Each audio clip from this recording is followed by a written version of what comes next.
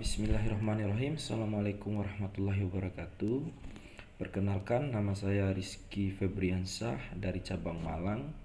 Dalam kesempatan ini saya akan membawakan tugas untuk mereview materi dari Master of Training Latihan Kader 2 Himpunan Mahasiswa Islam Cabang Blitar.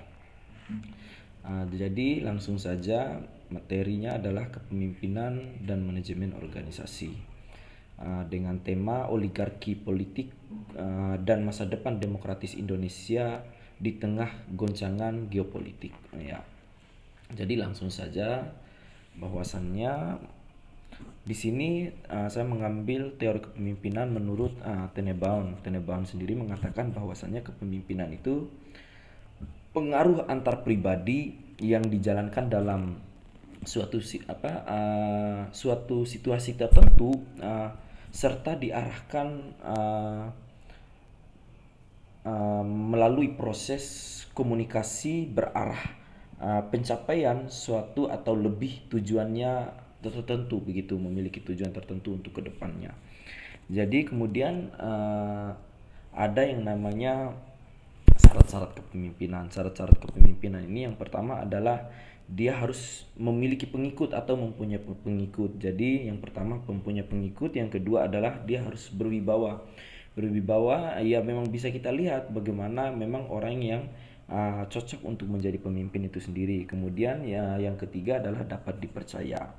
Sebenarnya dalam Islam itu sendiri dia menawarkan ada 4 terkait syarat-syarat kepemimpinan itu sendiri. Yang pertama adalah sidik, yang berarti jujur. Kemudian ada yang namanya tablik, yaitu menyampaikan. Ada juga yang namanya amanah, dia tuh dapat dipercaya. Kemudian yang terakhir adalah fatonah, yaitu cerdas.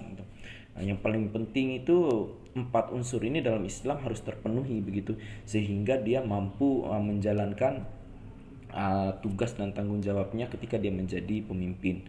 Kemudian sebenarnya ketika berpatokan dalam buku Plato, yaitu Republik Plato, dia mengatakan bahwa sebenarnya orang yang menjadi pemimpin itu sebenarnya orang harus memahami filsafat, dalam artian dia mengetahui segala kalangan, mulai dari kalangan bawah sampai kalangan atas, supaya nanti ketika dia sudah menjadi pemimpin, istilahnya tidak besar kepala lah bahasanya sekarang, mampu menempatkan dirinya sebagai pemimpin itu sendiri. Kemudian berbicara selanjutnya, ada yang namanya teori kepemimpinan. Teori kepemimpinan yang pertama adalah ada yang namanya teori Genesis. Teori Genesis adalah di mana orang yang biasa kita ketahui dalam sejarah-sejarah adalah orang yang keturunan raja. Ketika dia memiliki anak laki-laki, berarti tahta kepemimpinannya itu dilanjutkan oleh anaknya itu teori Genesis. Kemudian berbicara yang namanya ada yang namanya teori sosial. Teori sosial ada yang memang orang dipilih ataupun dipercaya di ruang lingkup sosial, entah dia keturunan raja entah apapun, yang memang yang penting dia bisa menjadi pemimpin, maka dia yang ditunjuk sebagai pemimpin itu sendiri. Kemudian ada yang namanya tipe-tipe kepemimpinan. Oke, kita masuk di wilayah pembahasannya. Berbicara tipe-tipe kepemimpinan, yang pertama dia adalah harus berkarisma. Karisma dalam artian yang memang orang yang bisa kita nilai bahwasanya ini orang bisa jadi pemimpin, ada nilai lebihnya, dan ini tidak bisa dibeli, Pak. Tidak ada orang yang menjual karisma. Jadi memang orang yang memang memiliki kemampuan yang bisa kita lihat, begitu. Dalam artian mungkin contohnya ketika berbicara sang proklamator, Insinyur Soekarno juga dulu dikenal sebagai orang yang berkarisma, gitu, presiden pertamanya kita, begitu. Kemudian yang kedua adalah otoriter. Otoriter bahwasanya memang orang yang mengambil keputusan sepihak, dalam artian dia tidak melibatkan semua unsur lah ketika ingin mengambil keputusan dan lainnya, dan terkenal ini dalam wilayah biasanya dalam dunia militer, begitu. Kemudian ada yang namanya demokrasi ataupun demokratis, begitu.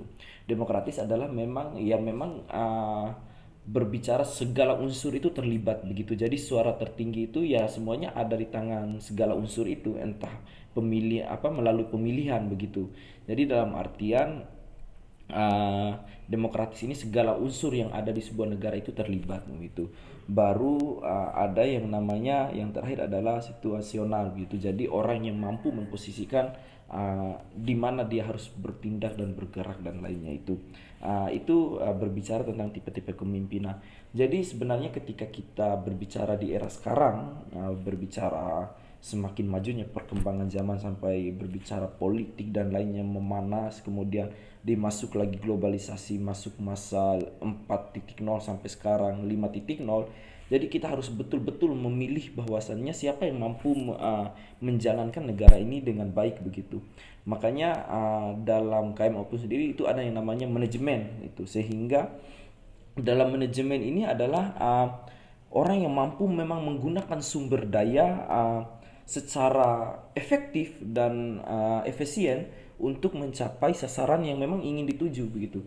Jadi dalam artian berbicara pemimpin bukan hanya berbicara bahwasannya mungkin karena memang tidak cukup dengan dia punya uang atau tidak cukup dengan dia cerdas dan lain, tetapi dia harus mampu menguasai dari segala hal begitu, mulai dari wilayah ekonomi, kemudian mampu uh, mengutamakan kemiskinan dan lainnya, memang sangat diperlukan apalagi di era sekarang gitu.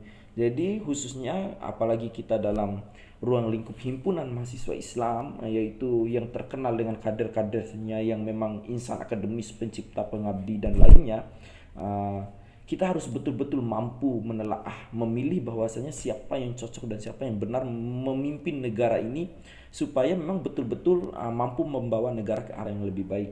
Ada yang menarik dalam materi nilai dasar perjuangan, yaitu dalam bab 7-nya, dalam bab 6-nya, saya bilang bab 6-nya, yaitu keadilan sosial dan keadilan ekonomi. Ada salah satu paragraf yang mengatakan bahwasannya uh, negara ini representasinya adalah pemerintah dan representasi dari pemerintah adalah rakyat.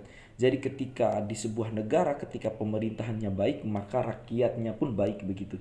Sehingga jadi ketika teman-teman menjadi pemimpin, uh, cobalah melihat kondisi dan situasi bahwasanya yang paling diutamakan itu adalah rakyat, karena memang representasi dari pemerintahan itu adalah bagaimana mensejahterakan rakyatnya itu sendiri.